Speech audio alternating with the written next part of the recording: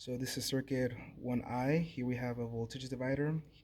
So we're using an NPN transistor, 2N3904. So for our current limiting resistor, we're using 500 ohms. And for our voltage divider, we're using 2K and 1K. So basically right now, the circuit is off and we're using 9 volts as our power supply. And when I turn it on, the LED turns on, and the reason for that is that the 1K resistor has enough voltage to turn the transistor on, hence turning the LED on.